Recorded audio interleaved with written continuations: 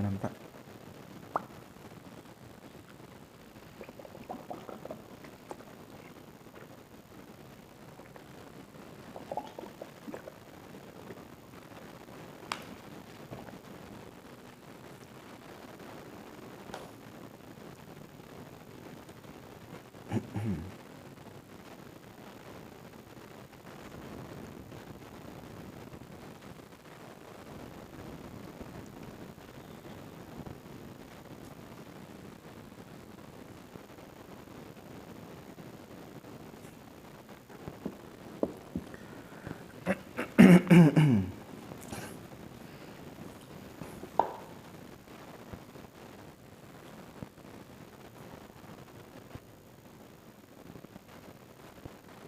Dia kedengaran suara.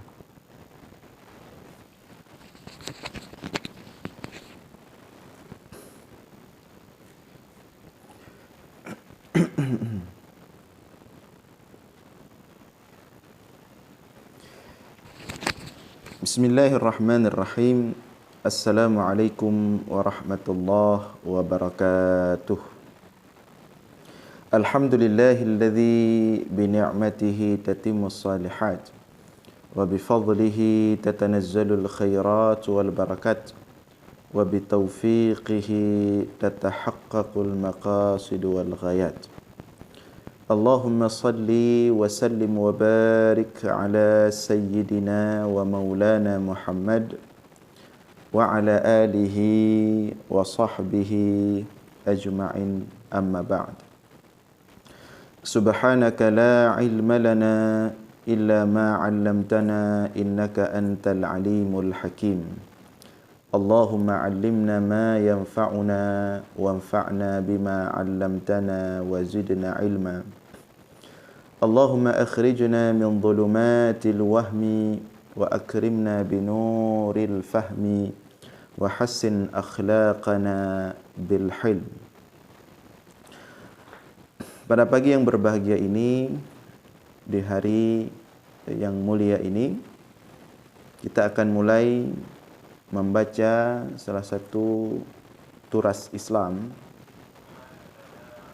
di bidang fikih, khususnya di bidang fikih kitab Fathul Mu'in Syarah Qurratul Ain.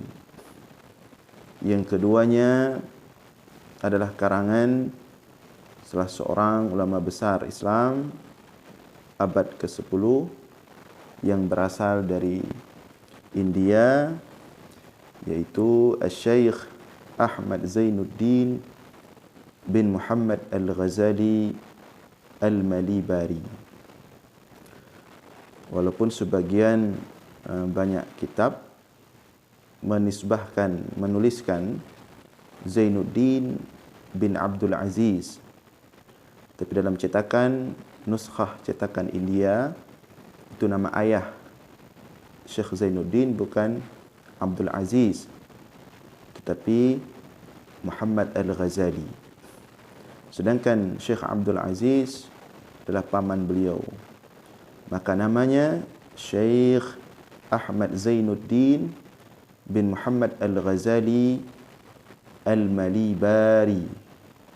Sebagian membacanya Al-Malabar, sebagian yang lain membacanya Al-Mulaibar, seperti Ibnu Battutah menulisnya dengan Al-Mulaibar. Nah, turas yang akan kita baca ini adalah salah satu turas daripada besarnya kekayaan turas Islam yang telah ditinggalkan oleh para ulama. Nah, turas yang kita baca ini adalah salah satu turas dalam mazhab Syafi'i. Kitab yang ada di tangan saya ini berjumlah 4 jilid yang isinya yaitu ada 3 kitab. Yang pertama kitab yaitu matan Qurratul Ain. Qurratul Ain. Kemudian yang kedua syarahan terhadap matan, yaitu kitab Fathul Mu'in ila hilli alfadhi Qurratul Ain, Fathul Mu'in syarah Qurratul Ain. Yang keduanya seperti tadi kita sampaikan, dua-duanya baik matan maupun syarah ditulis oleh Syekh Ahmad Zainuddin bin Muhammad Al-Ghazali Al-Malibari. Syekh Ahmad Zainuddin bin Muhammad Al-Ghazali Al-Malibari adalah salah seorang ulama besar dalam mazhab Syafi'i yang hidup di abad ke-10 Hijriah.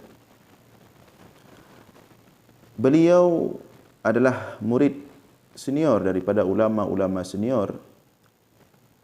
Di antara guru beliau adalah salah seorang tiang atau tameng daripada tameng-tameng mazhab Syafi'i, yaitu Imam Syekhul Islam Ibnu Hajar Al-Haytami. Kemudian di antara guru beliau juga adalah Syekh Ibnu Ziyad, juga ulama besar pada masa itu. Kemudian di antara guru beliau adalah juga Syekh Abdul Rahman Az-Zamzami, dan guru-guru besar lain, ulama-ulama besar lain yang hidup pada masa itu. Kemudian kita lihat kitab beliau, yaitu Fathul Mu'in syarah Qurratul Ain. Pertama sekali beliau mengarang kitab Qurratul Ain, yang tentunya isinya singkat, ya, tidak luas, dan memang butuh kepada syarahan, sehingga beliau sendiri kemudian membuat syarahan terhadap matan yang telah beliau tulis dan beliau namakan dengan Fathul Mu'in. Namun demikian, selain beliau sendiri yang membuat syarahannya, juga ada ulama lain yang mensyarah kitab Fathul Mu'in. Di antara ulama itu bahkan seorang ulama besar dari Indonesia, itu Syekh Nawawi Al-Bantani. Beliau membuat satu syarah terhadap kitab Qurratul Ain. Kemudian kitab Fathul Mu'in. Kitab Fathul Mu'in ini punya kedudukan yang sangat tinggi, punya kedudukan yang sangat utama di kalangan umat Islam, khususnya dalam mazhab Syafi'i di berbagai negara-negara Islam, baik di Arab maupun di luar Arab seperti Indonesia, Malaysia, Singapura, Thailand. Terkhusus kita di Aceh, di lembaga-lembaga pendidikan, baik di daerah-daerah maupun di luar daerah, di masjid-masjid, di kampung-kampung, di menasah-menasah, kitab Fathul Mu'in ini tidak asing, diajarkan secara terbuka kepada masyarakat, kepada umat. Nah, ini menunjukkan bahawa kitab Fathul Mu'in punya kedudukan yang sangat utama di kalangan umat Islam, khususnya dalam mazhab Syafi'i di berbagai belahan dunia Islam. Karena keutamaan kitab Fathul Mu'in, maka banyak sekali ulama-ulama lain yang kemudian memperluas isi daripada kitab Fathul Mu'in. Salah satu ulama itu yang kemudian membuat satu hasyiah yang besar, yang luas dan dalam, berisi maklumat dan ilmu yang cukup padat, yaitu hasyiah I'anatul Talibin. Hasyiah I'anatul Talibin. Kita menyuruh ngaceh tanya sering keun kitab I'anah. Hasyiah I'anatul Talibin bisa dikatakan adalah hasyiah paling bagus, hasyiah paling besar yang dibuat untuk memperluas isi daripada kitab Fathul Mu'in. Hasyiah I'anatul Talibin ini dikarang oleh salah seorang ulama besar yang hidup pada abad ke-13 Hijriah, berasal dari Mesir, yaitu Dimyat. Meskipun beliau dilahirkan di tanah haram Mekah dan juga meninggal kemudian di Mekah dan dimakamkan di pemakaman Ma'la.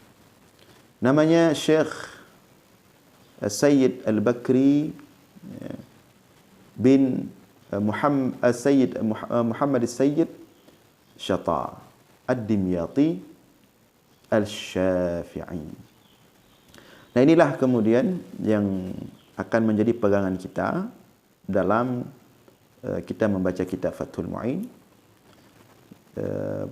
Pegangan kita selain Fathul Mu'in, juga kita nanti akan sering melihat ke dalam hasyiah, yaitu I'anatul Talibin, untuk membantu kita agar pemahaman kita baik dan lebih luas terhadap kitab Fathul Mu'in.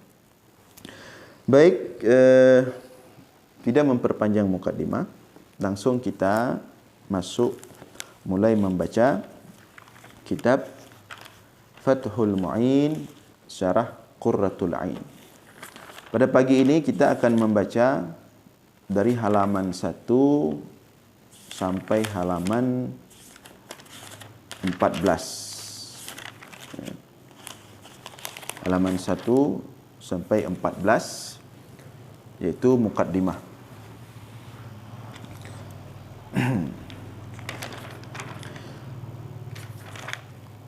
Bismillahirrahmanirrahim.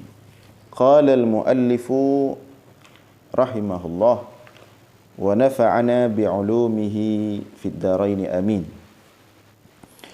Bismillahirrahmanirrahim. Alhamdulillahil fattahi al-jawadil mu'ini ala at-tafaqquhi fid dini man ikhtarahu minal ibadi. وأشهد أن لا إله إلا الله شهادة تدخلنا دار الخلود وأشهد أن سيدنا محمدا عبده ورسوله صاحب المقام المحمود صلى الله وسلم عليه وعلى آله وأصحابه الأمجاد صلاة وسلاما أفوز بهما يوم المعاد. وبعد فهذا شرح مفيد على كتاب المسمى بقرة العين بمهمات الدين، يبين المراد ويتمم المفاد ويحصل المقاصد ويبرز الفوائد. وسميته بفتح المعين بشرح قرة العين بمهمات الدين. وأنا أسأل الله الكريم المنان أن يعم الانتفاع به للخاصة والعامة من الإخوان، وأن يسكنني به الفردوس في دار الأمان، إنه أكرم كريم وأرحم رحيم. بسم الله الرحمن الرحيم.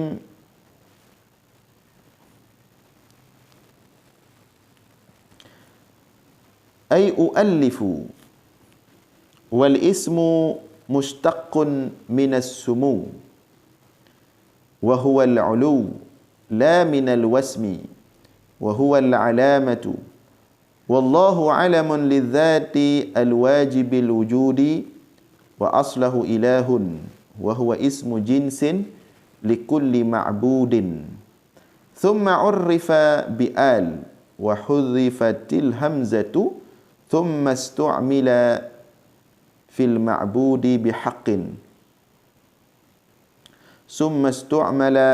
في المعبود بحق، وهو الاسم الأعظم عند الأكثر ولم يسم به غيره ولو تعنتا. والرحمن الرحيم صفتان بنيتان للمبالغة من رحمة.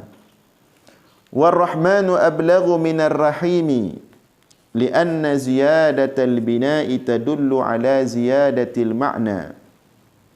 ولقولهم رحمن الدنيا والآخرة ورحيم الآخرة. الحمد لله الذي هدانا أيضا لنا لهذا التأليف وما كان لنهتدي لولا أن هدانا الله إليه. والحمد هو الوصف بالجميل. والصلاة وهي من الله الرحمة المقرونة والصلاة هي من الله الرحمة المقرونة بالتعظيم. والسلام أي التسليم من كل آفات ونقص على سيدنا محمد رسول الله لكافة الثقلين الجن والإنس إجماعا. وكذا الملائكة على ما قاله جمع محققون. ومحمد علم منقول من اسم المفعول المضاعف موضوع لمن كثرت خصاله الحميدة سمي به نبينا صلى الله عليه وسلم بإلهام من الله لجده. والرسول من البشر ذكر حر أوحي إليه بشرع وأمر بتبليغه وإن لم يكن له كتاب ولا نسخ كيوشع عليه السلام. فإن لم يؤمر بالتبليغ فنبي والرسول أفضل من النبي إجماعا. وصح خبر إن عدد الأنبياء عليه الصلاة والسلام 100,024,000 وإن عدد الرسل 315. وعلى آله أي أقاربه المؤمنين من بني هاشم والمطلب. وقيل هم كل مؤمن أي في مقام الدعاء ونحوه.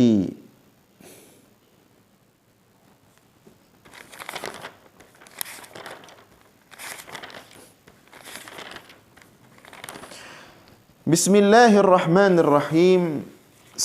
Dengan nama Allah yang Maha Pengasih lagi Maha Penyayang.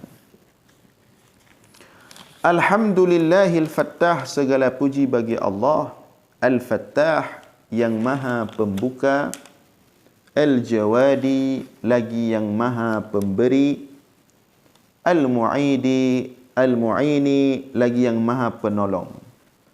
Ala tafaqquhi fid din, atas terhadap bertafaqquh dalam agama, orang yang dipilih olehnya Allah akan orang tersebut minal ibad, daripada hamba-hamba. Dan aku bersaksi bahawa sesungguhnya tiada Tuhan selain Allah, syahadatan sebagai persaksian, tudkhiluna yang memasukkan olehnya syahadat akan kita darul khulud, akan negeri yang abadi iaitu surga. Wa asyhadu anna sayyidana Muhammadan abduhu wa rasuluh, dan aku bersaksi bahawa sesungguhnya sayyidana Muhammad adalah hambanya Allah dan rasulnya Allah. Sahibul maqamil mahmud, pemilik maqam yang mulia. Sallallahu wa sallama alaihi wa ala alihi wa ashabil amjad. Semoga berselawat oleh Allah dan mengirimkan salam atasnya dan atas keluarganya dan sahabat-sahabat yang mulia. Salatan wa salaman afuzu bihima yaumal ma'ad. Sebagai salat dan salam, aku menang dengan keduanya salat dan salam yaumal ma'ad, pada hari kembali kelak kepada Allah, hari kiamat. Wa ba'du, maka adapun setelah itu, fahadha syarhun mufidun ala kitabi al-musamma biqurratil ain bimuhimmatid din. Maka bermula ini adalah satu syarah yang berfaedah ala kitabi, terhadap kitabku, al-musamma, yang bernama, yang dinamakan dengan Qurratul Ain bi Muhimmatiddin. Qurrah ini hiasan mata. Bi Muhimmatiddin, tentang perkara-perkara penting dalam agama. Yubayyinul murad, yang menjelaskan maksud. Wa yutammimul mufad, dan menyempurnakan faedah-faedah di dalamnya, dalam matan. Wa yuhassilul maqasid, dan menghasilkan maksud-maksud. Wa yubrizul fawaid, dan memunculkan faedah-faedah yang banyak. Wa sammaituhu bi fathil mu'in, dan aku namakan akannya syarah terhadap matan bi fathil mu'in, dengan nama Fathul Mu'in, bisyarhi syarah Qurratul Ain bi Muhimmatiddin. Wa ana as'alullah al-karim al-mannan, dan aku meminta akan Allah yang maha mulia lagi yang maha memberikan, ayya'ummal intifa' bihi, bahawa mengumumkan, menyeluruhkan akan manfaat dengannya syarah, lil khassati, baik bagi orang-orang khusus, wal ammati, maupun kepada khalayak umum, minal ikhwani, daripada saudara-saudara, wa ayyuskinani, dan aku meminta kepada Allah bahawa menempatkannya Allah akan daku, bihi, dengannya syarah matan, dengannya kitab, al-firdausa, akan surga firdaus, fi daril amani, di negeri yang aman. Innahu akramu karim wa arhamu rahim, sesungguhnya Allah adalah zat yang maha mulia daripada yang mulia yang lain, dan zat yang maha pengasih daripada yang pengasih.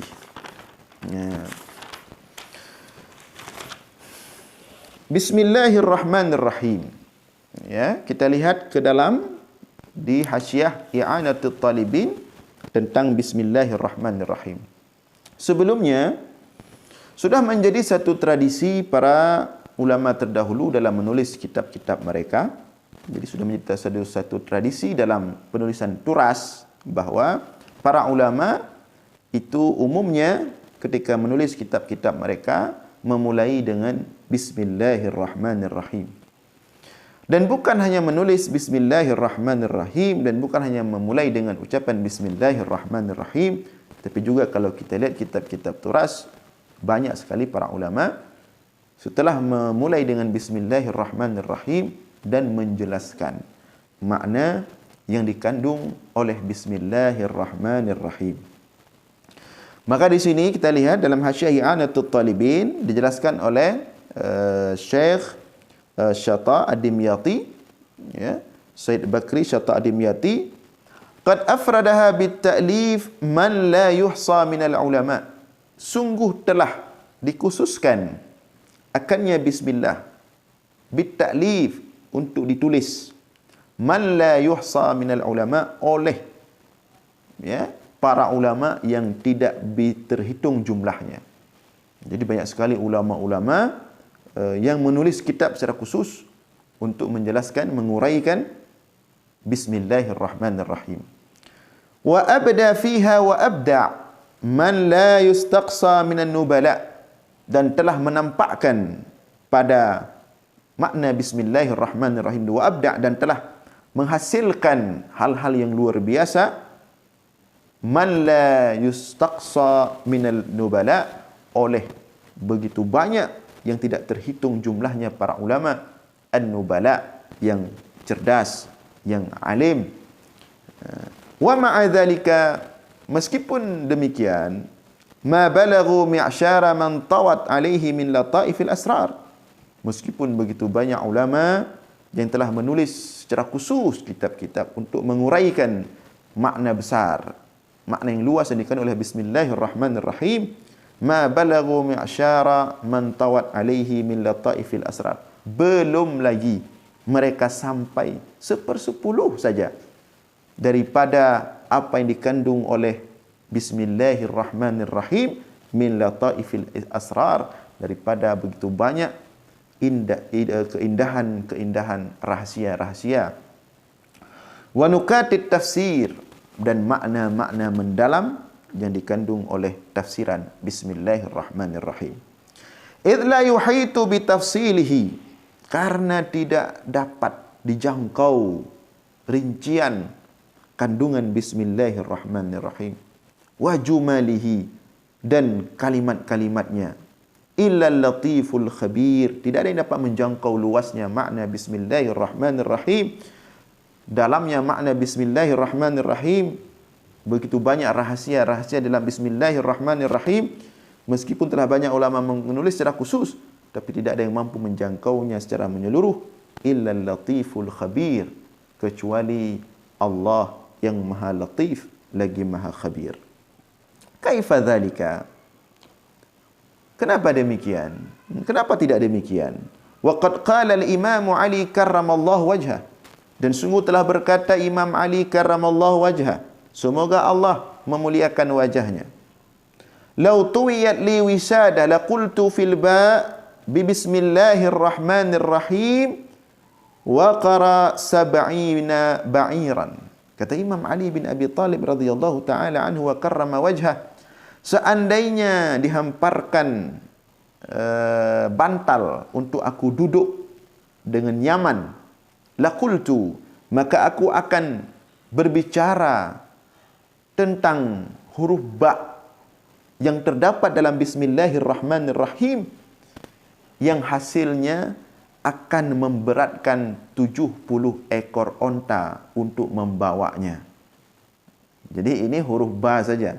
Kata Imam Al-Ghazali, kata Imam Ali radhiyallahu taala anhu wa karramallahu wajhah, seandainya ada tempat yang pas untuk aku duduk, untuk long duk bepah, maka akan long surah Bismillahirrahmanirrahim di huruf ba saja, bismillah, ba saja.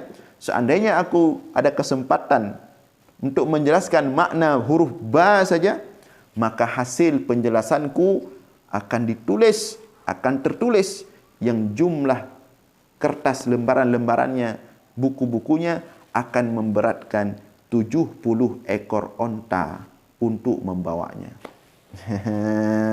Begitu luas makna Bismillahirrahmanirrahim, itu baru di huruf ba saja. Wa fi riwayatin anhu, dan dalam satu riwayat daripadanya Imam Ali juga karramallahu wajhah, "Lau syi'tu la awqartu lakum samanina ba'iran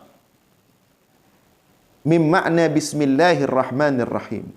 Seandainya aku menghendaki, maka aku bisa memberatkan bagi kalian, akan menghasilkan bagi kalian, aku memberatkan bagi kalian 80 onta, samanina ba'ir, min makna, untuk membawa makna daripada Bismillahirrahmanirrahim. Jadi juhon tak nyogu pleh makna Bismillahirrahmanirrahim, kemudian ditulis guhon tak kasih luah banyak sekali, tidak sanggup, akan memberatkan 80 ekor onta untuk membawa hasil surah syarahan Bismillahirrahmanirrahim oleh Imam Ali karramallahu wajhah.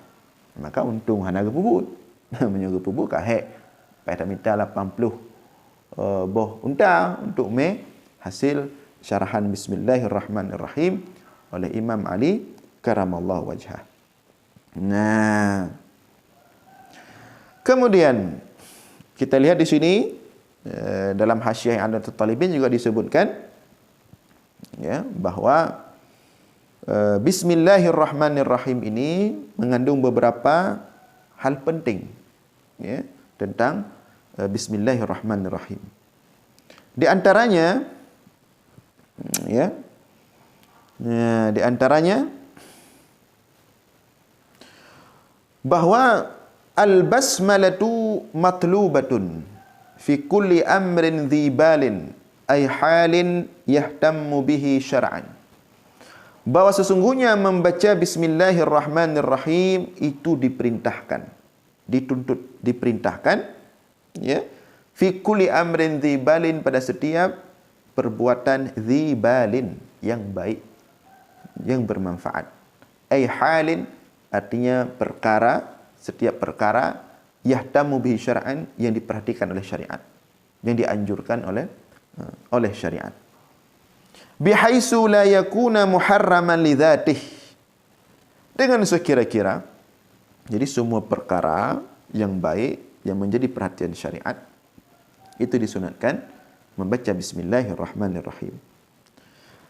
Kecuali bihaisu dengan sekira-kira perkara yang bukan haram li dzatih. Adapun perkara yang haram li dzatih ini tidak dianjurkan membaca bismillah, justru dia menjadi haram. Wala makruhan, dan demikian juga perkara yang dimakruhkan, tidak disunatkan membaca bismillahirrahmanirrahim. Kadzalika wala min safasifil umur, demikian juga pada perkara-perkara yang tidak ada manfaat, ya, ay muhaqqiratihi tiha, perkara-perkara yang nampaknya memang agak hina, fatuhramu alal muharrami li dzatih, maka diharamkan membaca bismillah terhadap perkara yang diharamkan bagi zatnya.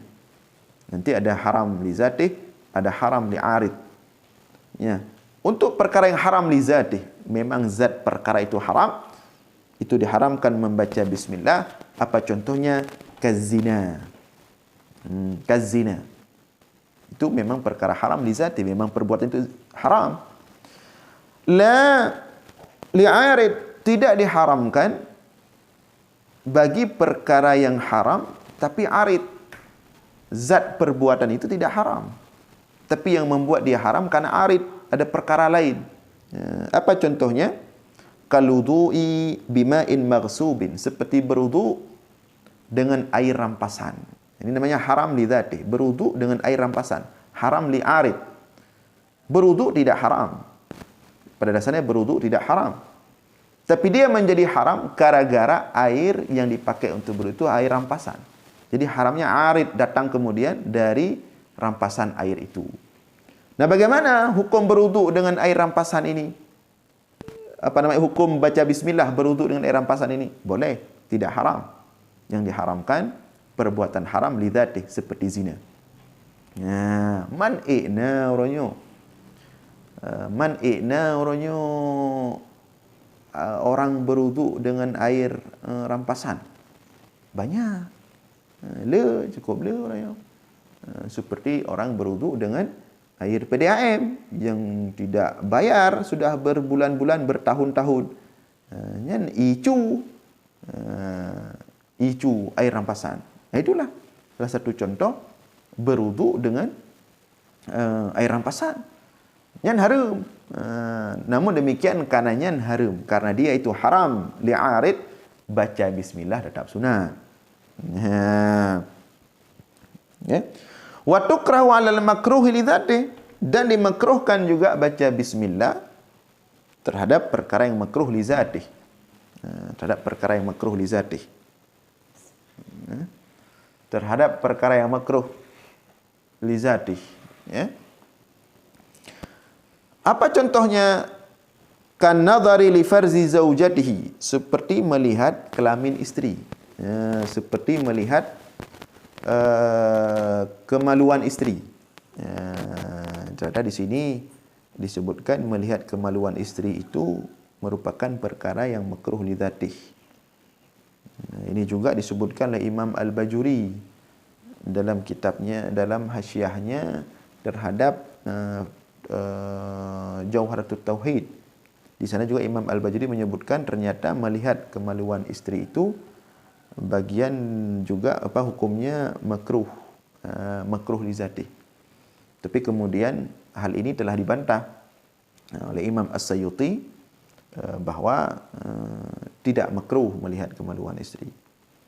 Melihat apapun dari istri dan melakukan apapun terhadap istri dalam hal makna intim tidak makruh, semuanya mubah dan berpahala bila niatkan ibadah, kecuali mendatangi istri dari belakang. Adapun melihat kemaluan istri oleh Imam As-Sayyuti sudah dijelaskan dengan rinci bahwa itu tidak makruh. Namun di sini Syekh Said Al-Bakri bin Said Muhammad Syata Ad-Dimyati mengatakan ternyata melihat kemaluan istri bagian daripada makruh li dzatih. Maka dengan demikian menurut pendapat beliau, membaca bismillah ketika melihat itu dimakruhkan. Karena melihat kemaluan isteri makruh li zatih. La li'arid, tidak makruh tidak makruh membaca bismillah terhadap perkara yang makruh li'arid. Terhadap makruh li'arid. Apa itu contoh makruh li'arid? Ka'aklil basal, seperti memakan bawang. Jadi memakan bawang ini dia dasar memakannya tidak makruh, tapi karena kalau dimakan dia kemudian menghasilkan bau, itu baru makruh, maka disebut dengan makruh li'arid. Bukan makruh bagi zat makannya, tapi karena bau bawang itu sehingga disebut makruh li'arid. Maka kalau makruh li'arid, memakan bawang, tetap sunat membaca Bismillahirrahmanirrahim. Wala tutlabu ada safasifil umur, dan tidak dituntut, diminta membaca Bismillahirrahmanirrahim atas safasifil umur, ya, perkara-perkara yang tidak terlalu terhormat. Ya, apa contohnya? Kakan si zabalin, seperti orang yang memegang sampah, ya, membuang sampah, membersihkan sampah. Itu tidak disunatkan baca Bismillahirrahmanirrahim, karena itu bagian daripada safasifil umur, perkara yang kurang terhormat. Bal saunan lismihi, demi menjaga bagi nama Allah Subhanahu wa taala, an iqtiranihi bil muhaqqarat, daripada masuk dalam perkara-perkara yang hina, ya, daripada disebutkan ketika melakukan perkara-perkara yang kurang terhormat. Walhasil, maka bermula hasil, annaha, bahwa sesungguhnya Bismillahirrahmanirrahim ta'tarihal ahkamul khamsah, itu diliputi oleh 5 hukum membaca bismillah. Dia ada 5 hukum membaca bismillah.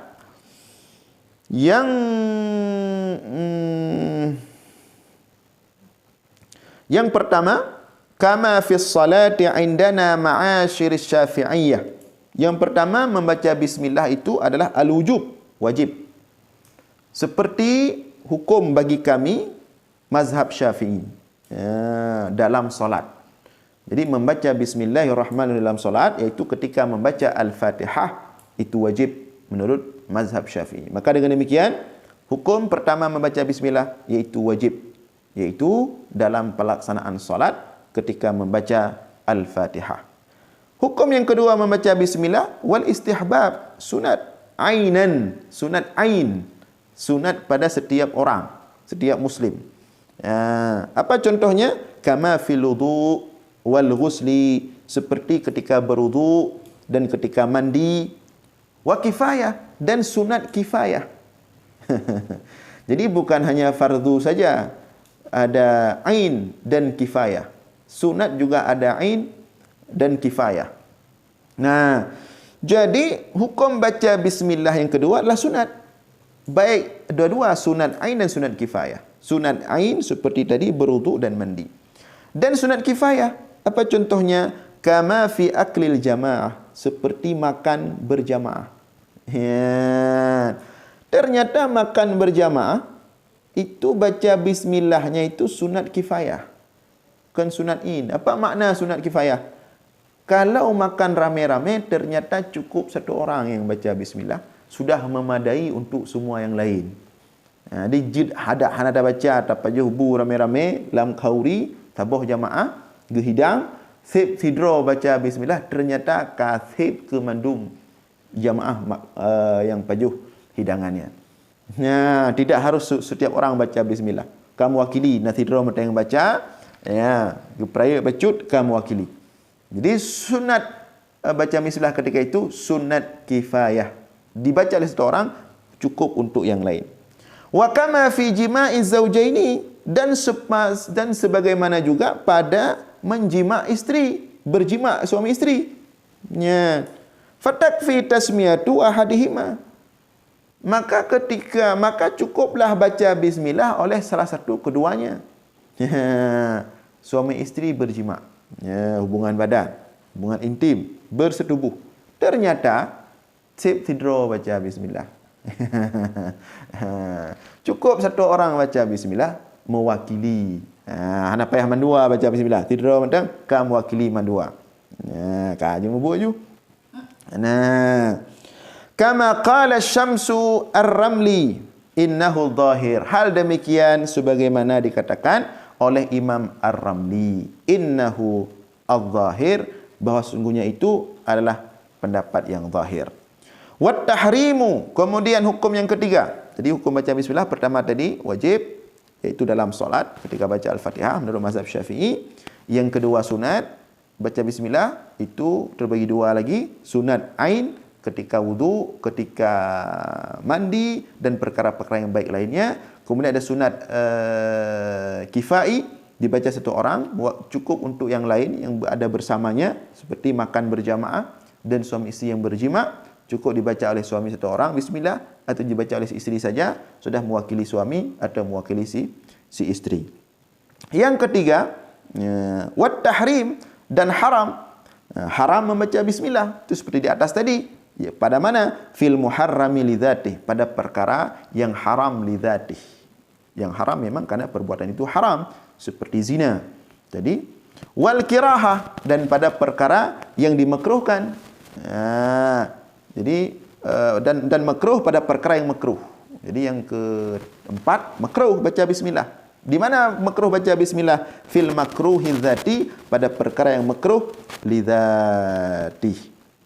Pada perkara yang makruh lidzati. Wal ibahah, dan yang kelima, hukum baca bismillah adalah mubah. Ya, boleh saja, boleh dibaca, boleh tidak. Di mana itu? Fil mubahat, pada perkara-perkara yang mubah, allati la syarafa fiha, yang tidak ada satu kemuliaan padanya perkara-perkara itu, karena kelimata'in, seperti memindahkan barang. Ya, cok barang atau tempat pindah lain. Pun nak baca bismillah nan, nyan mubah. Jud baca, jud han. Menyuna dah baca, mendapat pahala. Tanit mengamalkan nama Allah. Menyuh hana dah baca api, hana masalah. Jadi mubah, boleh saja. Wa kadza qila, demikian juga disampaikan oleh para ulama di antara makna-makna besar daripada bismillah. Wa innama iftataha ila akhir kadza qila, sampai ke yang contoh-contoh yang lain tadi. Wa innama iftataha syarihu kitabahu bil basmalah. Nah, di sini pensyarah kitab memulai kitabnya dengan bismillahirrahmanirrahim. Itu adalah iqtidaan bil kitabil aziz, karena mengikuti terhadap kitab Al-Aziz, itu Al-Quran, yang mulai dengan bismillah. Wa amalan biqaulihi, dan karena mengamalkan dengan sabdanya Rasulullah sallallahu alaihi wasallam. Apa kata Rasulullah? Kulli amrin dhi balin la yubda'u fihi bi bismillahirrahmanirrahim fahuwa abtar au aqta au ajzam. Ya, setiap perkara yang baik yang tidak dimulai padanya dengan bismillahirrahmanirrahim, fahuwa, maka bermula perkara tersebut abtar, cacat, ya, au aqta, terputus, au ajzam, atau sakit. Ya, wal makna ala kullin, semua makna dari abtar, aqta, ajzam, annahu naqis, kurang, ya, kurang manfaatnya. Wa qalilul barakah, sedikit berkahnya. Wa qillatul barakah fi kulli syai'in bihasbihi, dan sedikitnya berkah itu pada suatu perkara itu sesuai dengan perkara yang dilakukan. Misalnya faqillatuha fi nahwi ta'lif, sedikitnya berkah pada seumpama menulis. Apa makna kurang berkah dalam menulis? Maknanya qillatus thawab alaihi, sedikit qillatul intifa'in nas, sedikit manfaat daripada tulisan tersebut kepada manusia. Wa qillatus thawab, dan sedikit pahala. Wa fi nahwi al-akli, dan kurang berkah pada contoh makan misalnya, itu qillatu intifa'il jismi bihi, dia dapat baju tetapi sedikit manfaat bagi badan. Ya, kalau tidak kita baca bismillahirrahmanirrahim. Wa fi nahwi qiraati, dan pada contoh kurang berkah dalam membaca misalnya, itu sedikit manfaat orang yang membaca biha dengannya. Kabeh ke baca, kahek ke baca, tapi hana idama, hana manfaat, nid manfaat. Liwaswasati syaitan, karena ada waswasatu syaitan lahu hina idzin, baginya ketika itu. Kemudian berikutnya musannif pensyarah kitab melanjutkan pada alhamdulillah. Nah, itu beberapa makna penting yang perlu kita ketahui daripada bismillahirrahmanirrahim. Maka oleh karena itu pensyarah kitab memulai kitabnya dengan bismillahirrahmanirrahim. Kemudian alhamdulillahil fattah. Segala puji bagi Allah, Al-Fattah, yang Maha Penolong. Segala puji bagi Allah, ini li istighraq, artinya semua pujian itu kembali kepada Allah. Maka di sini dijelaskan dalam hasyiah I'anatul Talibin, wa aqsamul hamdi arba'atun. Pembagian puji-pujian itu ada 4. Jadi ketika dikatakan, kan ketika diterjemahkan itu segala puji bagi Allah, segala puji. Ketika dikatakan segala kan bermakna banyak, Maka pertanyaannya yang mana? Yang mana yang banyak itu? Apa-apa saja segala itu, segala puji itu. Maka di sini dijelaskan ada 4, arba'atun, ya. Wa aqsamul hamdi arba'atun, dan pembagian pujian itu ada 4. Yang mana yang 4? Yang yang put hamdani qadimani. 2 di antaranya qadim. Nah, ya. Wa huma hamdullahi nafsahu nahwal hamdillahi alladhi khalaqas samawati wal ard wa hamdihi ba'da ibadihi ka qaulihi ta'ala fi Ayyub ni'mal 'abdu innahu awwab. 2 yang pertama sifatnya qadim. Kenapa qadim? Karena 2 pujian yang pertama dua-duanya datang dari Allah, dari zat yang maha qadim. Yang pertama pujian Allah terhadap dirinya sendiri, dari qadim li qadim. Pujian zat yang maha qadim terhadap dirinya zat yang maha qadim. Dan ini banyak dalam Al-Quran, Allah memuji dirinya sendiri. Yang kedua dari qadim juga, tapi ke hadis, kepada yang baharu, iaitu makhluk. Pujian Allah kepada makhluk. Dan ini juga banyak dalam Al-Quran. Allah memuji para rasulnya, Allah memuji para awliya, Allah memuji orang-orang saleh, Allah memuji para syuhada. Dan itu banyak terdapat dalam Al-Quran. Kemudian 2 berikutnya, 2 pujian berikutnya, dua-duanya hadis. Dua-duanya hadis, dua-duanya baharu. Apa makna dua-duanya baharu? Yang pertama, pujian makhluk kepada Allah, datang dari yang baharu, makhluk, hadis kepada Allah. Ini seperti ini yang disebutkan dalam kitab ini, alhamdulillah, segala puji bagi Allah. Ini dari pengarang kitab kepada Allah, dari hadis manusia. Kemudian yang kedua daripada yang hadis, pujian makhluk kepada sesama makhluk.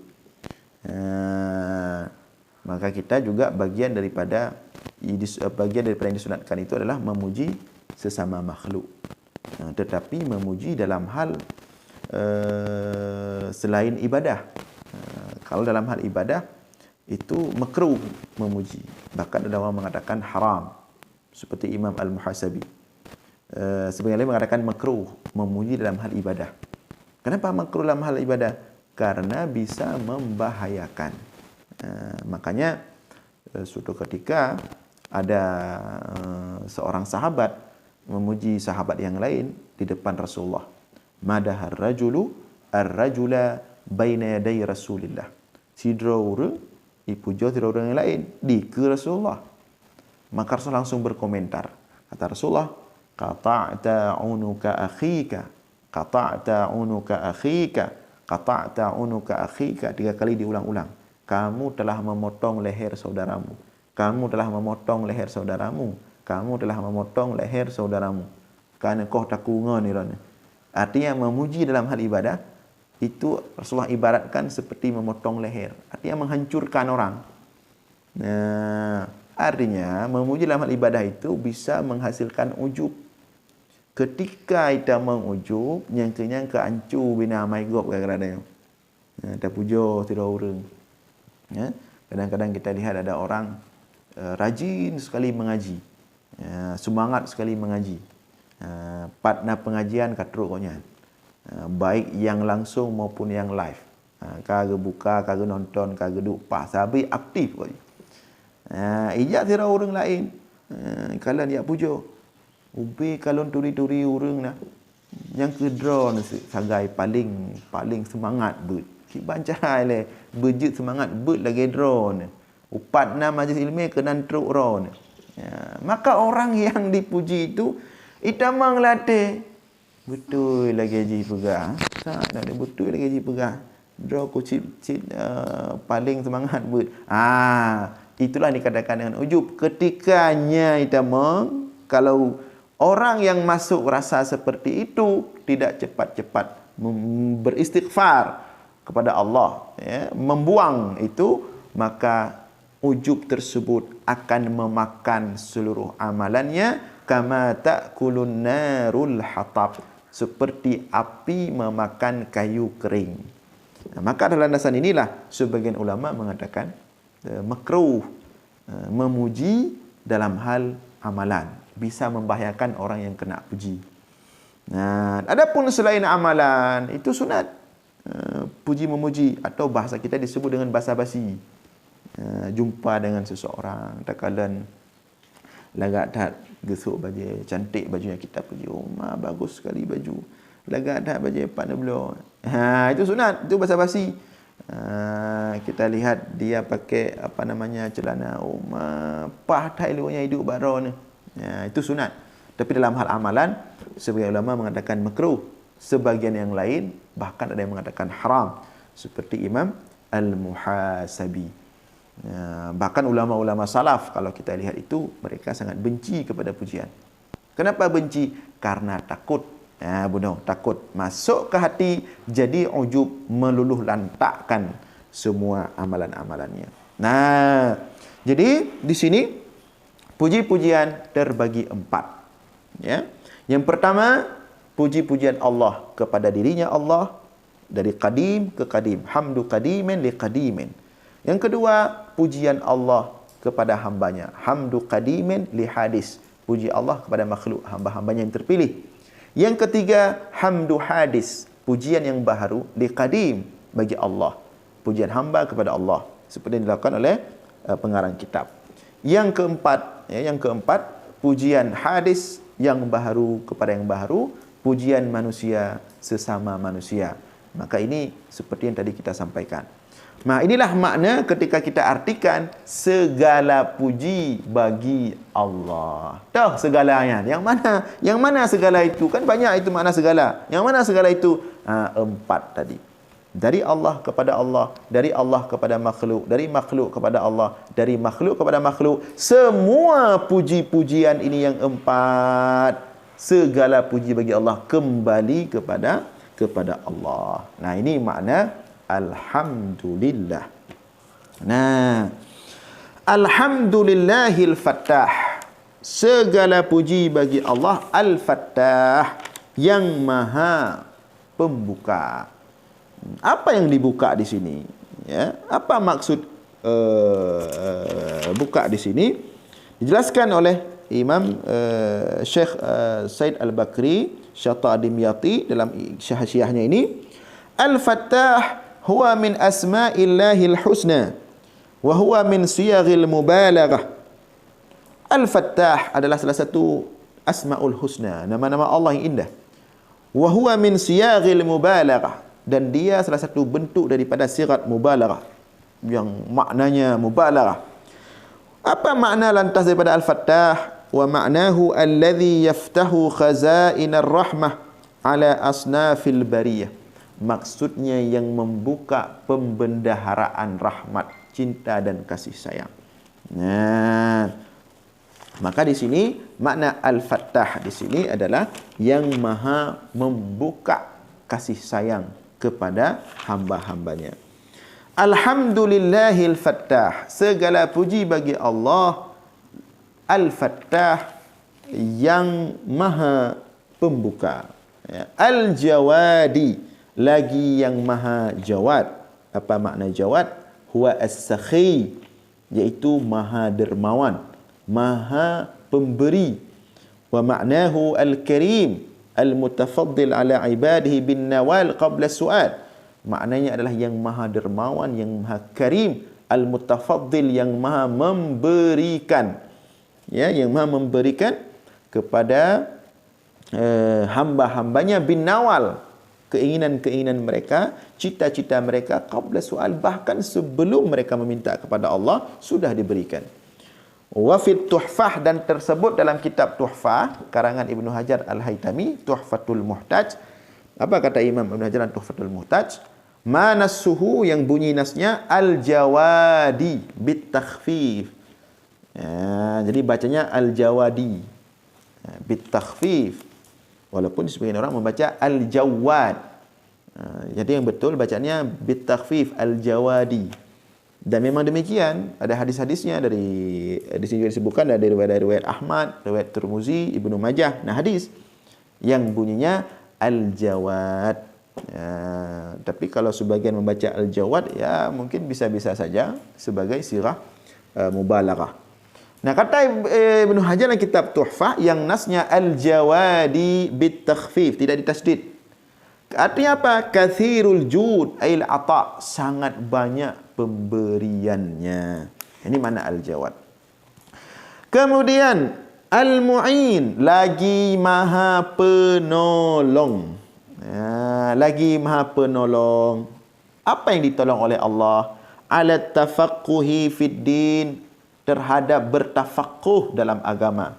Siapa yang ditolong? Man ikhtarahu minal ibad, akan siman, akan orang yang dipilih oleh Allah, akannya orang daripada hamba-hamba. Al-mu'in ala tafaqquh fid din, yang maha penolong terhadap bertafaqquh dalam agama, akan orang-orang yang dipilih olehnya Allah, akannya orang daripada hamba-hamba. Ya, apa makna menolong dalam bertafaqquh di sini?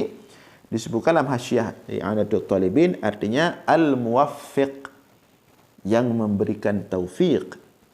Seperti kita yang hadir pada pagi ini ikut menyimak. Inilah maksud daripada orang-orang yang diberikan pertolongan oleh Allah, yang dipilih. Ini dipilih oleh Allah untuk bertafaqquh. Karena tidak banyak orang dipilih oleh Allah. Namanya pilihan tidak banyak. Jadi orang-orang yang bertafaqquh, yang punya semangat tafaqquh, yang ingin bertafaqquh, itu memang betul-betul lah hamba-hamba Allah yang pilihan. Jadi diberikan taufik. Hal itu sebagaimana hadis Rasulullah, liqauli alaihi salatu wassalam, man yuridillahu bihi khairan yufaqihu fid din. Barang siapa yang dikehendaki oleh Allah dengannya orang akan kebaikan, yufaqihu fid din, dipahamkan oleh Allah akannya orang, fid din, dalam perkara agama. Wa ashhadu an la ilaha illallah syahadatan tudkhiluna daral khulud. Wa ashhadu anna sayyidana Muhammadan abduhu wa rasuluhu sahibul maqamil mahmud. Dan aku bersaksi bahawa sesungguhnya tiada Tuhan selain Allah. Syahadatan sebagai persaksian, tudkhiluna daral khulud, yang memasukkan olehnya syahadat persaksian akan kami daral khulud, negeri yang abadi. Ini maksudnya jannah, ya, darul khulud maksudnya jannah, surga. Wa ashhadu anna sayyidana Muhammadan abduhu wa rasulun, dan aku bersaksi bahawa sesungguhnya Muhammad itu adalah hambanya Allah dan rasulnya Allah. Ya, sahibul maqamil mahmud, pemilik makam yang mulia. Ya, apa itu makam yang mulia di sini? Apa makna makam yang mulia? Di dalam disebutkan dalam Hasyiah I'anah, huwa maqamus syafa'atil 'udma. Makna makam yang mulia, maqaman mahmuda. Kita sering membacanya ketika selesai azan. Allahumma rabba hadhihi da'wati tammah wassalatil qa'imah ati sayyidina Muhammadin alladhi wasilata wal fadilah wasyarafa darajatal aliyatar rafi'ah wa ba'ashu maqaman mahmuda. Apa makna maqaman mahmuda? Dari sini disebutkan makna maqaman mahmuda asy-syafa'atul 'udhma fi faslil qada', iaitu Rasulullah punya hak memberikan syafaah 'udhma. Apa itu syafaah 'udhma? Syafaah banyak, dan di hari akhirat akan Allah berikan izin kepada banyak hambanya untuk memberikan syafaat. Ada syafaatul malaikah, ada syafaatul rasul, ada syafaat nabi, ada syafaat orang-orang beriman yang saleh. Nah, di antara semua syafaat-syafaat itu ada syafaat tertinggi yang itu khusus diberikan kepada Rasulullah. Dan inilah yang disebut dengan maqam mahmud, disebut dengan syafaah al-'udhma. Di mana syafaah al-'udhma itu? Bagaimana bentuknya? Nah, syafaah al-'udhma ini adalah syafaat fi faslil qada'. Nah, syafaat untuk menyelesaikan beratnya huru-hara di padang mahsyar, agar langsung disidang oleh Allah, yang ahli surga dimasukkan ke surga, yang ahli neraka dimasukkan ke neraka. Karena ketika huru-hara di padang mahsyar itu semua enggak tahan, beribu-ribu tahun. Semua enggak tahan, berat, arah tidak tahu ke mana arah mau pergi, matahari sejengkal di atas kepala, ada yang keringatnya sampai ke tumit, ada yang keringatnya sampai ke lutut, ada yang keringatnya sampai ke pinggang, ada yang keringatnya sampai ke bahu, ada yang tenggelam dengan keringatnya. Wa minhum may yamshi 'ala rijlai, ada yang berjalan dengan kaki, ada yang berjalan dengan lutut. Wa minhum may yamshi 'ala batni, ada yang berjalan dengan perut. Wa minhum may yamshi 'ala wajhi, ada yang berjalan dengan wajah. Jadi berat sekali huru-hara ketika itu manusia di padang mahsyar beribu-ribu tahun. Ya, maka semua panik, semua dalam kondisi kebingungan, meminta siapa yang bisa membantu agar cepat-cepat diselesaikan huru-hara padang mahsyar. Terserah mau dibawa ke mana setelah itu. Pokoknya tidak tahan lagi di padang mahsyar. Mau dibawa ke surga, dibawalah ke surga. Mau dibawa ke neraka, dibawalah ke neraka. Walaupun lebih berat di sana nanti.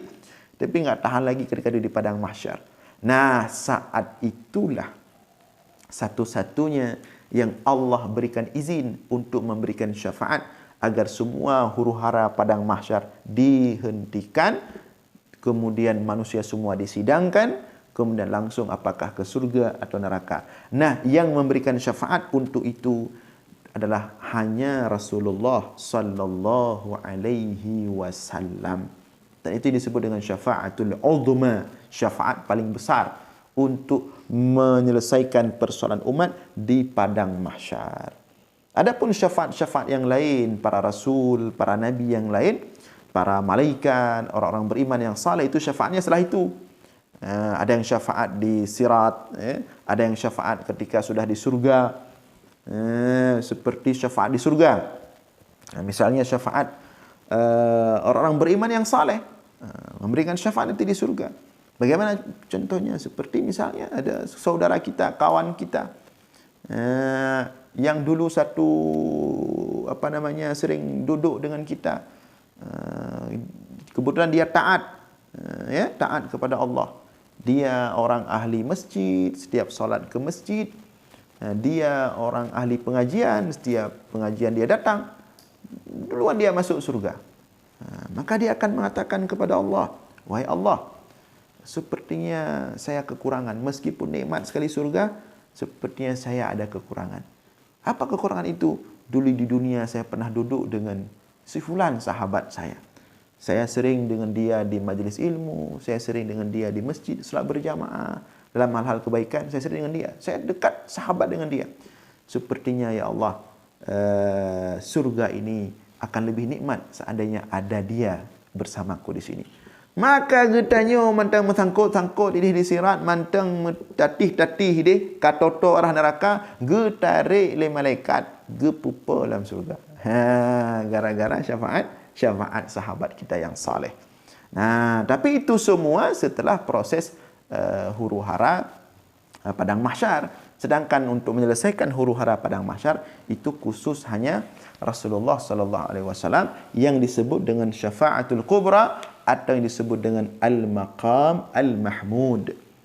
Ya, meskipun memang ada pendapat lain seperti dalam kitab Al-Aqidah Al-Islamiyah, Haqa'iquha wa Arkanuha, karangan Syekh Mustafa Khin, dan Syekh Mustafa Mesto, itu memang juga ada pendapat lain mengatakan bahawa maqam Mahmud ini, maqam al-Mahmud ini adalah satu tempat bagi Rasulullah nanti di surga, sangat tinggi sekali. Itu satu pendapat. Namun di sini oleh Syekh Said Al-Bakri, Syata Ad-Dimyati menyebutkan makna maqam Mahmud inilah asy-syafa'ah al-'uzma. Nah, kemudian di sini lanjutnya, sallallahu wasallama alaihi wa ala alihi wa ashabihi al-amjad salatan wa salaman afuzu bihima yaumal ma'ad. Ya. Semoga Allah berselawat, ya, semoga berselawat oleh Allah dan mengirimkan salam oleh Allah alaihi, atasnya Muhammad, wa ala alihi, dan atas keluarganya, wa ashabihi, dan atas sahabat-sahabatnya, al-amjad, yang mulia, salatan wa salaman, sebagai salawat dan salam, afuzu bihima yaumal ma'ad, yang aku dapat menang, yang aku menang dengan keduanya salat dan salam, yaumal ma'ad, pada hari kembali. Nah, kita lihat di sini di dalam kitab Hasyiah I'anatul Talibin, di sini Syekh Dimyati, ya, Said Al-Bakri bin Said Muhammad Syata Dimyati menyebutkan beberapa fadilah, ya, beberapa fadilah selawat kepada Nabi. Saya kira tidak perlu terlalu terburu-buru. Penting kita mengetahui atau mendengar ulang fadilah-fadilah selawat. Di antara yang disebutkan oleh Syekh Syata Dimyati, wa'lam annahu jaa fi fadli salati 'ala an-nabiy sallallahu alaihi wasallam ahaditsun katsirah.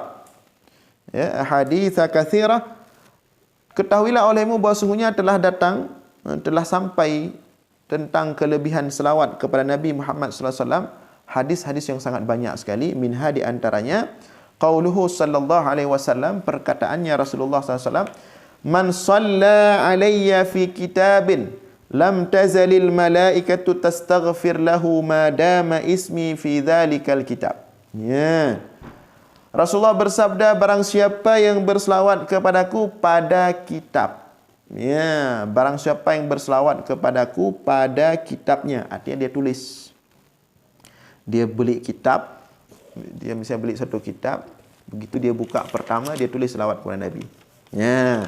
Kata Rasulullah, barang siapa yang menulis, yang berselawat kepadaku pada kitab, lam tazalil malaikatu tastaghfir lahu ma dama ismi fi dzalikal kitab, senantiasalah para malaikat beristighfar bagi orang tersebut yang menulis selawat dalam kitab itu, madama ismi fi dzalikal kitab, selama namaku, kata Rasulullah, ada dalam kitab tersebut.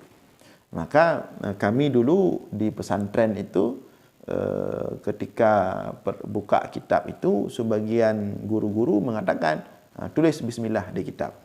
Maka selama tulis selawat di kitab.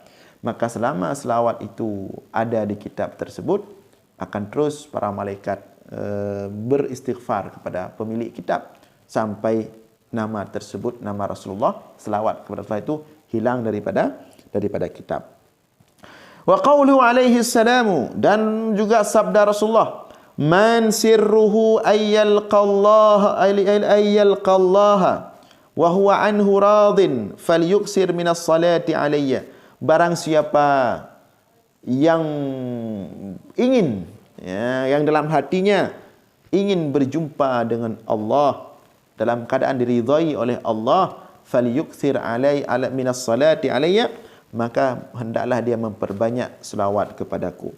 Wa qauluhu alaihi salam, dan sabda Rasulullah juga, man aktsara minas salati alayya fi hayatihi amara Allahu jami'a makhluqatihi ayastaghfira lahu ba'da mautihi. Barang siapa yang memperbanyak selawat dalam hidupnya, ya, barang siapa yang banyak berselawat ketika hidupnya, amara Allah, maka Allah perintahkan seluruh makhluknya untuk beristighfar kepada orang tersebut ba'da mauti, setelah mati orang tersebut. Ya, jadi tanya le dalam selawat laudik lan donyanya, menan gedanya mati, maka Allah telah bersiap malaikat-malaikat dengan jumlah besar untuk senantiasa beristighfar kepada kita. Nah, kemudian waqala alaihi salam, berkata juga Rasulullah SAW, aksiru minas salati alayya fa innaha nurun fil qabri wa nurun ala sirat wa nurun fil jannah. Perbanyaklah daripada selawat kepadaku, kata Rasulullah, fa innaha nurun fil qabri, bahawa sesungguhnya selawat itu cahaya dalam kubur.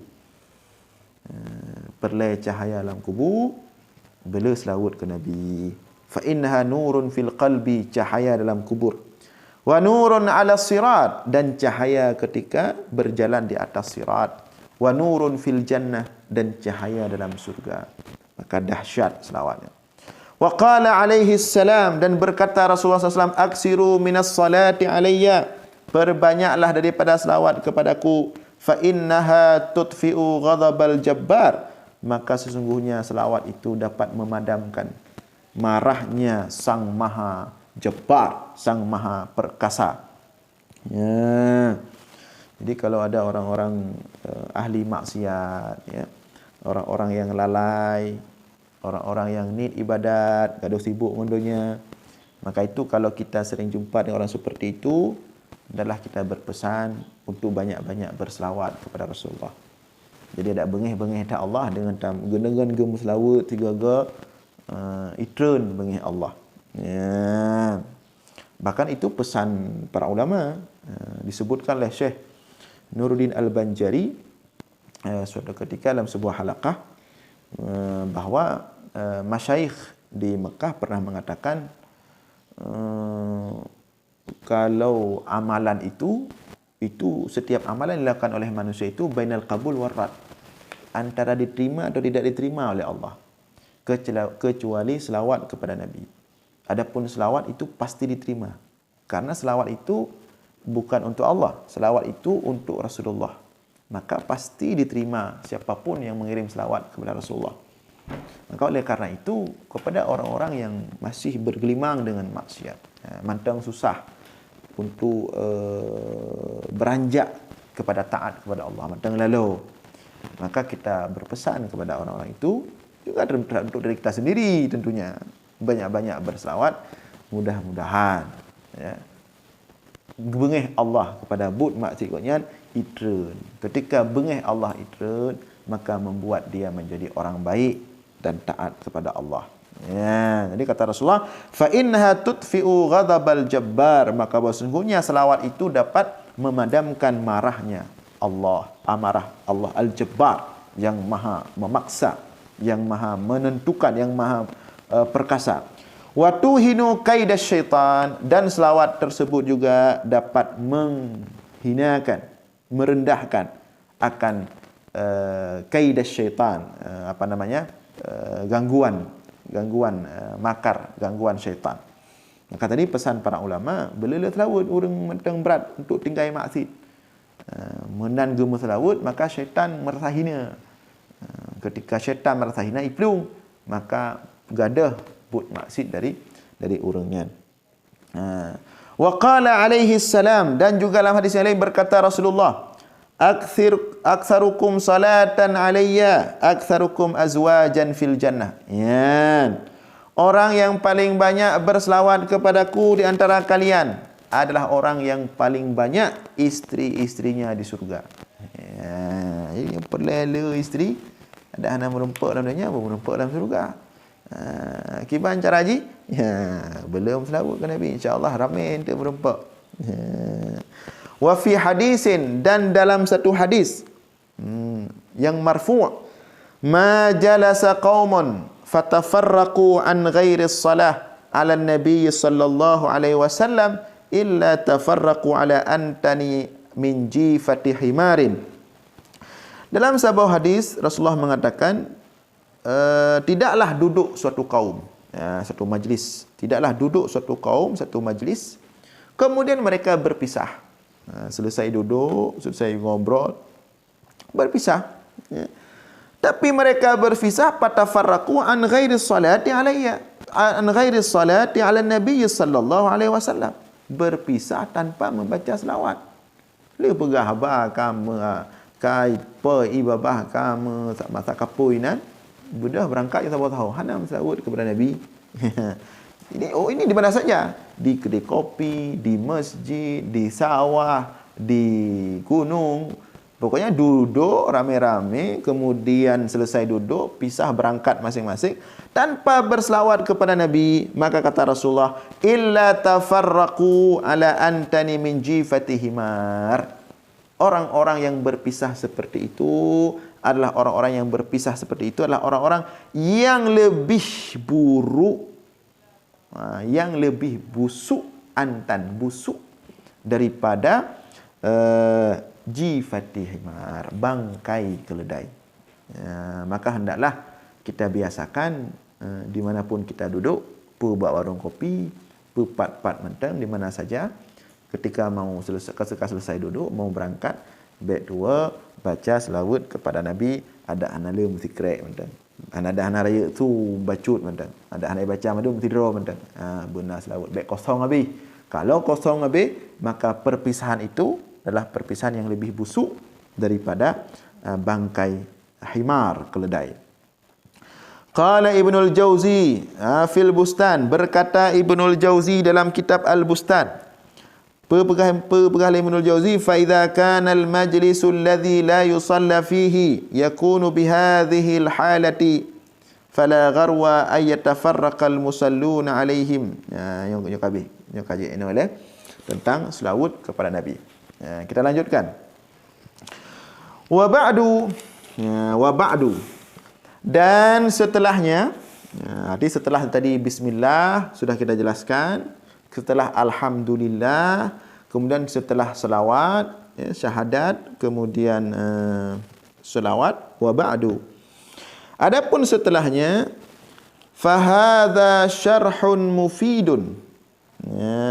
Fahadha syarhun mufidun ala kitabi al-musamma biqurratil ain bimuhimmatid dini yubayyinul murada wa yutammimul mufada wa yuhassilul maqasida wa yubrizul fawaida.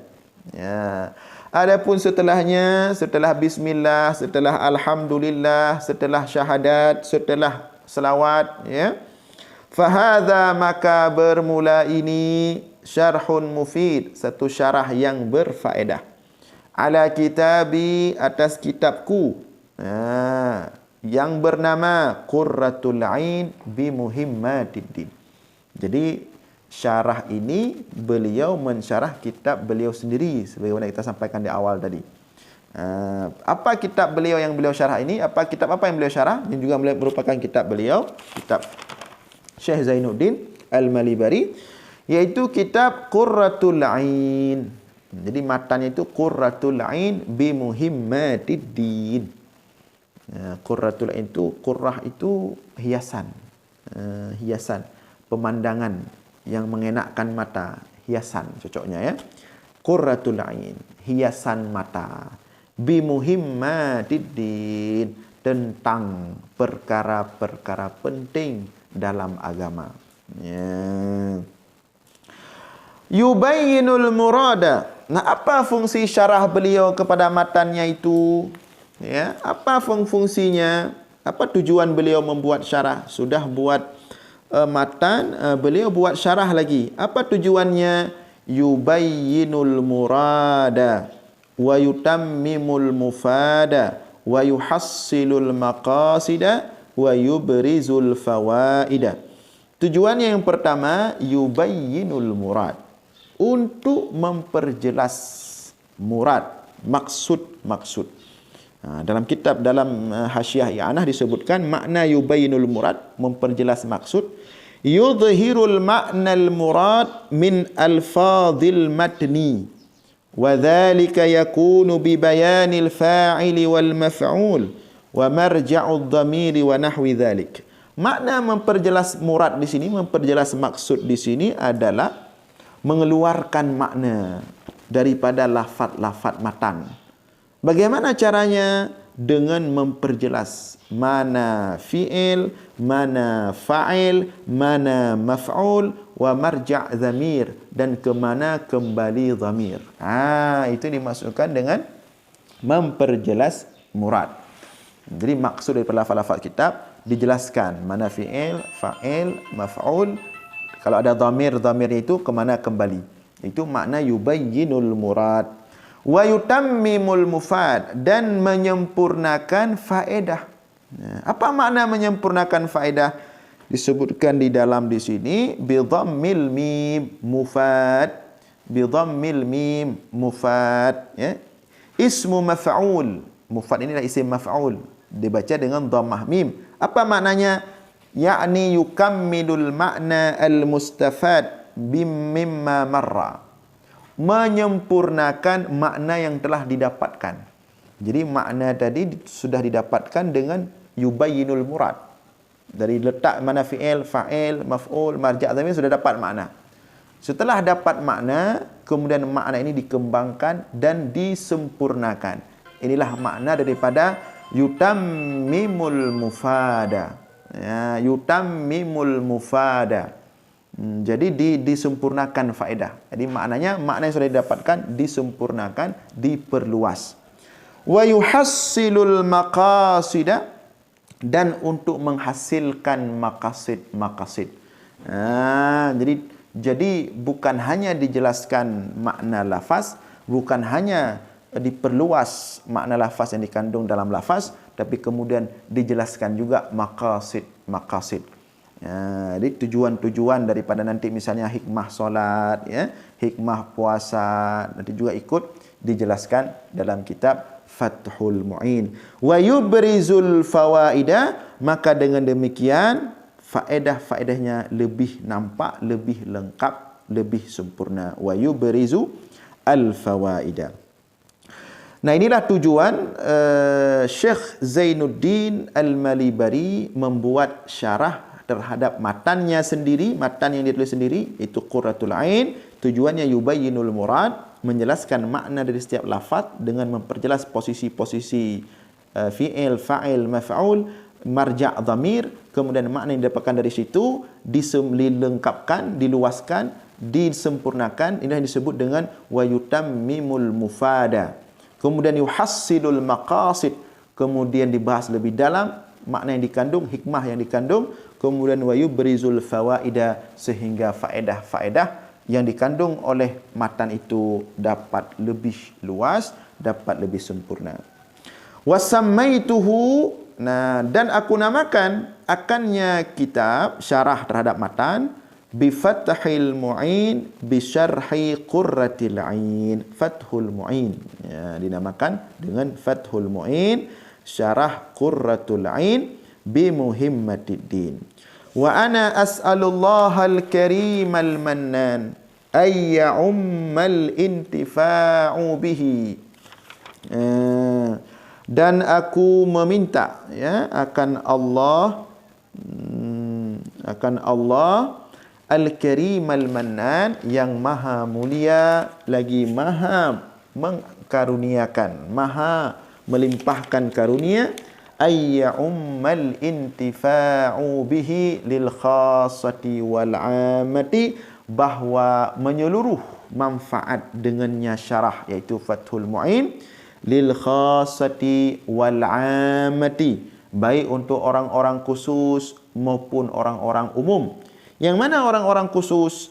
Dalam hasyiah ini disebutkan huna al-muntahuna wal mutawassitun. Yang pertama al-muntahun. Muntahun ini orang yang sudah kabih baca mandum ke tingkat tinggi. Al-muntahun, kadi puncak, sudah membaca kitab dalam mazhab Syafi'i berbagai kitab. Al-muntahun, ke abad puncak. Di kitab ini untuk mereka. Al-khassah, atau juga bisa bermakna al-khassah, al-muntahun wal mutawassitun, kalau habis tengah-tengah. Tapi makna tengah-tengahnya kan menang-menang, kan baca-bacut. Tapi kan mendalam, cuma mata tengah, belum habis, belum puncak. Ini al-khassah.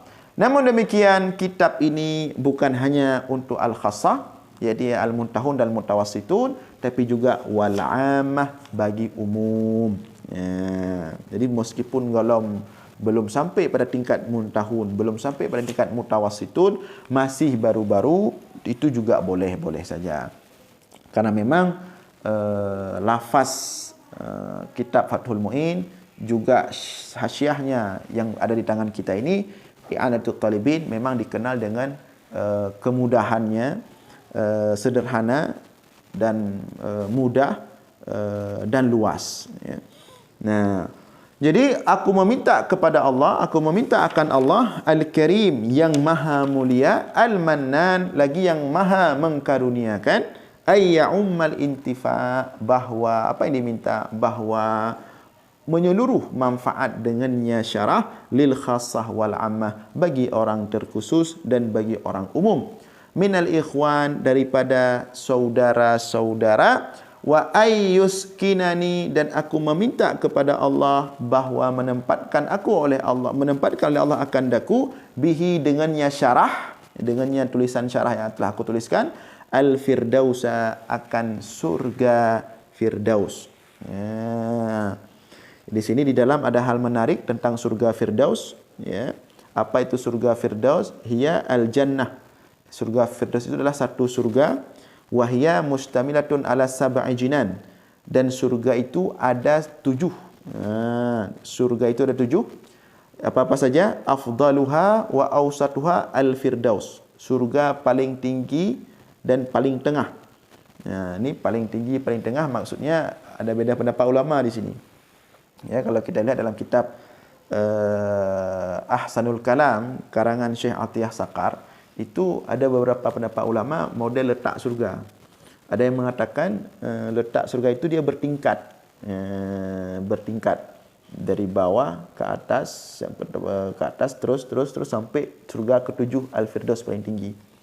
Maka untuk yang pendapat yang mengatakan surga itu bertingkat, di sini dipakai kata-kata a'laha, yang paling tinggi itu surga Firdaus. Ada pendapat yang kedua, itu letaknya bukan bertingkat, tapi letaknya dia itu sejajar. Begini, sejajar dia. Cuman kondisinya berbeda. Yang paling indah itu surga Firdaus, letaknya di tengah. Itu kalau disebut awsatuha, surga yang paling tengah, ini dia maksudnya. Yang model pendapat ulama mengatakan letaknya sejajar. Nah, kemudian di sini juga disebutkan bahwa ada 7 apa-apa saja surga itu. Yang pertama Jannatul Firdaus, yang kedua Jannatul Ma'wa, yang ketiga Jannatul Khuldi, yang keempat Jannatul Naim, yang kelima Jannatul Adan, yang keenam Darussalam, yang ketujuh Darul Jalal. Wa ila ma dzukira dhahaba Ibnu Abbas. Ini pendapat Abdullah bin Abbas. Pendapat Abdullah bin Abbas, surga itu ada 7. Tapi ini bukan pendapat satu-satunya tentang surga. Ini pendapat Abdullah bin Abbas, surga itu ada 7. Maka selama ini yang dipahami oleh umumnya orang-orang Islam, kaum muslimin, surga itu 7. Ini pendapat Abdullah ibnu Abbas. Artinya ada pendapat lain. Apa itu pendapat lain? Waqila, ada pendapat lain, surga itu 4-nya. Ternyata bukan 7, tapi 4. Rajjahu jama'atun. Dan pendapat yang kedua ini yang mengatakan surga itu 4 bukan 7, ini pendapat dikuatkan oleh sebagian satu jamaah ulama juga. Apa dalil mereka? Liqaulihi ta'ala, karena firman Allah, waliman khafa maqama rabbih jannatan, dan bagi orang yang takut kepada makam Tuhannya, bagi mereka jannatan, 2 surga. Summa qala, kemudian Allah katakan ayat berikutnya, wa min dunihima jannatan, dan di bawah 2 surga yang telah diperuntukkan oleh Allah ini ada 2 surga lain. Ayat ini menunjukkan surga ada 4. Inilah kemudian menjadi pegangan pendapat sebagian ulama. Jadi surga 4. Dalam kitab Al-Aqidah Al-Islamiyah, Aqaiquha wa Arkanuha, karangan Syekh Mustafa Khin dan Syekh Mustafa Mesto, Di sana juga ditambah ada pendapat satu lagi. Juga pendapat ini disebutkan ternyata oleh Imam Al-Bajuri dalam kitabnya Tuhfatul Murid ala Jauharatit Tauhid, bahawa ada satu pendapat juga mengatakan surga bukan 7, bukan 4, tetapi 1. Tabah surga. Lantas nama-nama tadi itu nama-nama saja. Dan semua nama itu memang itulah fungsi surga. Jadi surga 1. Itu nama-nama saja itu. Misalnya Jannatul Ma'wa, tempat bernaung, memang surga tempat bernaung, tempat kita tinggal, ya, Jannatul Ma'wa. Kemudian Jannatul Khuldi, surga yang kekal. Memang surga itu kekal, itu sifat surga kekal. Wa Jannatun Na'im, surga yang penuh naim, kenikmatan. Memang surga penuh kenikmatan. Wa Jannatu Adan, ya. Kemudian wa Darus Salam, tempat yang salam, kedamaian, surga tempat kedamaian. Wa Darul Jalal, tempat yang agung, surga memang tempat keagungan. Maka nama-nama ini sekedar nama-nama saja, sedangkan surga hanya 1. Ini pendapat yang ketiga. Maka dengan demikian ada 3 pendapat tentang surga. Yang pertama mengatakan surga itu 7. Ini pendapat Abdullah ibnu Abbas radhiyallahu taala anhu. Yang kedua, pendapat yang mengatakan surga itu 4. Ini pendapat jamaah minal ulama yang ditarjihkan oleh sebagian ulama. Yang ketiga, pendapat yang mengatakan, ada pendapat yang mengatakan bahawa surga itu cuma 1. Ya, bukan 4, bukan 5. Nah, kita kembali. Wa ana as'alullaha al-karim al-mannan, dan aku meminta akan Allah al-karim yang maha mulia, al-mannan lagi yang maha mengkaruniakan, ayya ummal intifa, akan bahwa menyeluruhlah manfaat bihi dengannya syarah yang aku tulis, lil khassati bagi orang-orang khusus, wal amati bagi orang-orang umum, minal ikhwan daripada saudara-saudara, wa ayyuskinani bihil firdausa, dan aku meminta bahawa menempatkan ianya Allah akan daku bihi dengannya kitab yang aku tulis, al firdausa akan surga firdaus, fi daril aman di negeri yang penuh keamanan, innahu akramu karim, bahwa sesungguhnya Allah itu yang maha mulia daripada yang mulia, wa arhamu rahim, dan yang maha pengasih daripada yang mengasihi. Kemudian Bismillahirrahmanirrahim. Bismillahirrahmanirrahim. Wal ismu mushtaqun minas sumu wa huwal ulu la minal wasam. Ini sepertinya kita sudah berjalan ini live streaming ini selama 1 jam lebih. Jadi insya-Allah untuk hari ini kita padai sampai di sini. Kita lanjutkan insya-Allah Senin depan pada jam yang sama, yaitu pada jam 9 pagi. Demikian untuk pagi ini, mudah-mudahan ada manfaat. Mohon maaf atas segala kekurangan. Aqulu qawli hadza wa astaghfirullah li wa lakum. Wassalamu alaikum warahmatullahi wabarakatuh.